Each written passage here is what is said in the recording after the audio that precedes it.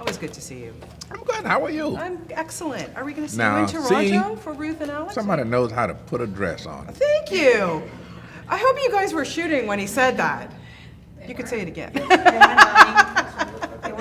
Okay, excellent. Always great to see you, Mr. Freeman. And I really have to ask you Go your ahead. secret.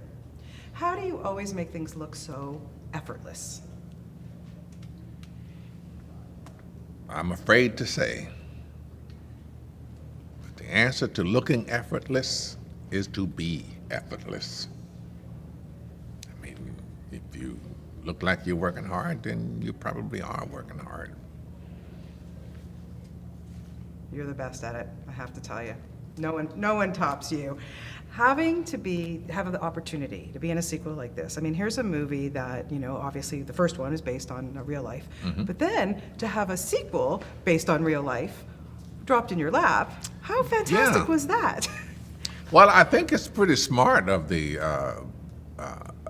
producers and the director and the writer to keep following this story, which is really what they're doing. They're just following the story of this dolphin, which is really in itself the fascinating part of life here. This aquarium and their existence, their drive to somehow be effective in keeping sea life going. It kind of tells us also in a, not maybe in strong enough terms, that we're making big mistakes out there. These creatures that are coming back, caught in nets and hooks all wrapped up and swallowing plastic, thinking that it's food. It's a bad thing. It's heartbreaking. Yeah. So with this outfit, with their outreach in terms of trying to rescue these creatures, that's I'm all for it. Yeah. So if we're going to keep telling that story, I'm very happy to do Good it. stuff. The little dolphin that we meet later in the film, her name is Hope. How important is it to have hope? What does hope mean to you? Let me tell you something. Hope is a dangerous thing. Hope can get you killed.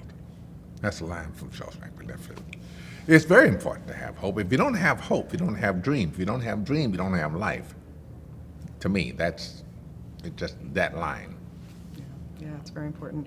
Working with these kids, I said too, there's a great line in the film where Harry's character goes to Nathan Gamble and says, "When did you get so bossy?" I'm like, when did you guys get so bloody mature? I mean, they're wonderful kids. Yeah. Charlie Martin Smith, he hit the jackpot with them. Sometimes you're lucky like that, and here we are. And they have completely adopted Winter. So, and I think probably Winter has adopted them. So that's the way it looks, It really does.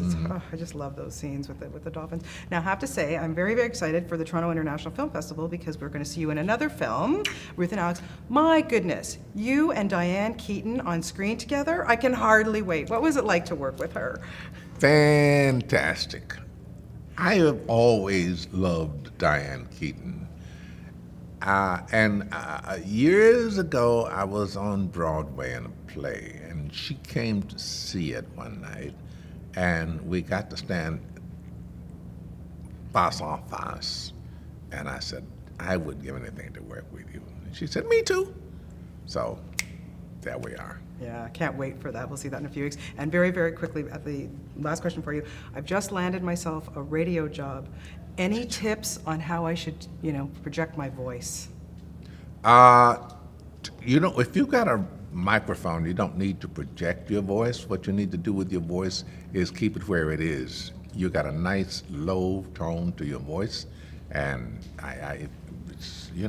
there is one exercise that you could do to make sure that it's always there and clear, and you would be surprised to learn that it's simply yawning.